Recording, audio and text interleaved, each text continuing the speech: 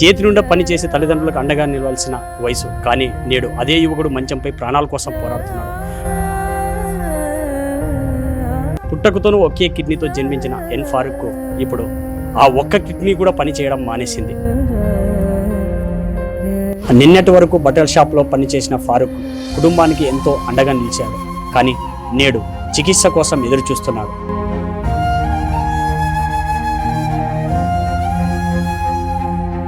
Kidney చెడిపోయింది, మేము బతికించుకోవాలంటే ఎట్లా చేయాలో మాకే అర్థం కాలేకుండా మీరే పెద్ద మనిషి చేసి మాకు సహాయం చేస్తే కదా నా కొడుకు కానీ అందరి మాదిరి ఉంటారు కదా సార్. సహాయం చేయండి, మాకు బతికించండి.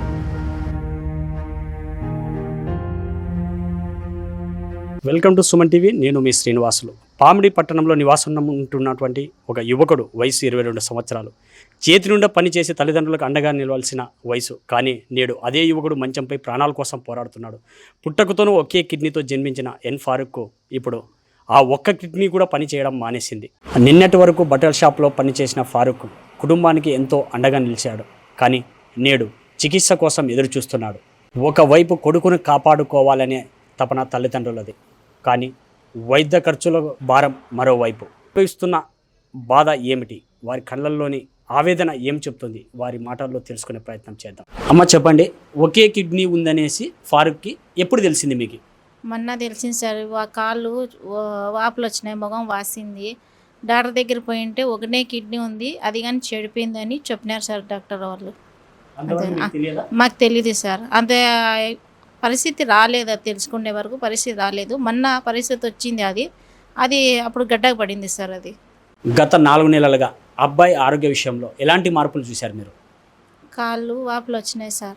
మాకి భయం వేసి ఫస్ట్ పోయినాము, చూపించినాక ఇట్లా కిడ్నీ చెడిపోయిందని, క్రియాటిన్ పెరిగిందని చెప్పినాక హాస్పిటల్కి ఆడికి ఇటుకి తిరిగినాము, అసలు ఏం కాలేదు. అయినా డబ్బులు ఖర్చు చేసి అట్లా చూపించినాము, అయినా బాగా కాలేదు. డయాలసిస్ వరకు వచ్చింది సార్. ఇప్పటి వరకు ఎంత ఖర్చు చేశారు మా అబ్బాయి ఆరోగ్య విషయంలో? 3 లక్షల దగ్గర అయినాయి సార్. 3 లక్షల దగ్గర అయినాయి. అది కానీ అప్పు చేసి కట్టినాము. అది ఎవరు ఒక రూపాయి ఏమీ లేదు, అప్పు చేసి కట్టినాము. అంటే అమ్మా, ఫారూక్ వాళ్ళ నాన్న ఏం పని చేస్తారు, మీరేం పని చేస్తారు? నేను టైలరింగ్ చేస్తాను, నైటీలు కుడతాను. మా ఆయన నైటీలు వ్యాపారం పోతాడు. అంటే ఎక్కడ? మహారాష్ట్రలో అక్కడ దూరం పోతాడు. ఏమొస్తుంది సార్, నైటీలు వ్యాపారం చేసిన 200-300 రోజుకి వస్తుంది, ఏం ఉండదు కదా.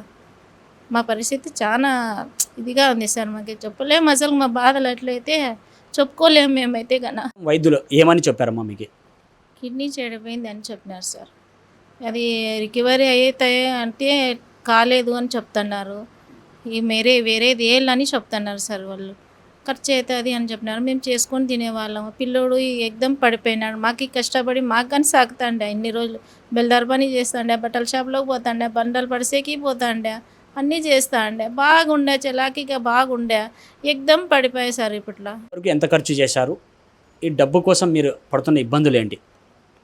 ఇప్పుడు దానికి డబ్బులు 3 లక్షల వరకు ఖర్చు అయినాయి సార్. మాకు దగ్గర అయితే 1 రూపాయి లేదు సార్. ఇదే ఇంట్లో ఒకటి ఉంది, అది కానీ ఇంకా అమ్మేస్తున్నాం సార్. పిల్లలకి బాగా చేసుకోవాలని ఎట్లా ట్రై చేద్దామని చేస్తున్నాము. ఎమ్మెల్యే కొడుకు కానీ మాకు సహాయం చేస్తామని చెప్పినారు సార్, ఈశ్వరన్న. అయినా వాళ్ళే మనకి ఆదుకోవాలి సార్. మనకి ఇదైతే ఏం లేదు, ఆధారం ఏం లేదు సార్ మా దగ్గర అయితే కన్నా.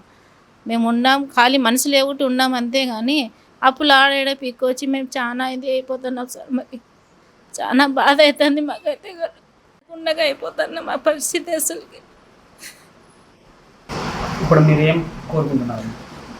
మన కిడ్నీ వేసి రొంత మీరు మాకు ఆధారం ఉండాలి. పిల్లోడు కదా సార్, మంచాన్ని పడిపోయినాడు, మాకు దిక్కు లేదు అసలుకి. మాకైతే కదా చేసేవాడే పడిపోతే మేము ముసలోళ్ళు అయిపోతున్నాం.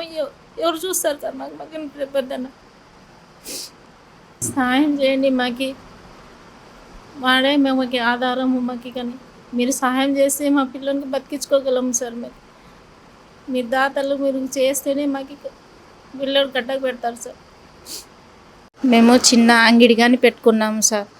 ఏమంటే ఆటోల ఛార్జీలకి, బస్సుల ఛార్జీలకి మాకు వెళ్ళడమే కష్టం అయిపోయింది. మాకు ఇదే రూపాయి 2 రూపాయలు వచ్చిన దాంట్లోనే మేము జీవన సాగిస్తున్నాము. మేము మీరు సహాయం చేస్తే, మీరు దాతలందరూ పెద్దోళ్ళందరూ మాకు సహాయం చేస్తే మా పిల్లోనికి బతికించుకోగలము.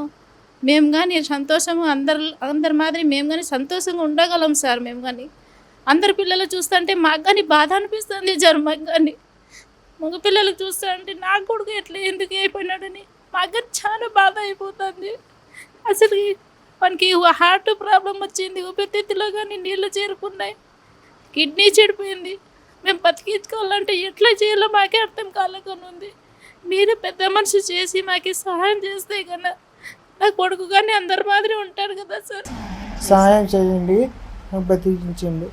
వీక్షించే దాతలు, ప్రజాప్రతినిధులు, అధికారులు ప్రతి ఒక్కరూ ముందుకు వచ్చి మీరు చేసే ఒక చిన్న సహాయం నిండు ప్రాణాన్ని కాపాడగలుగుతుంది.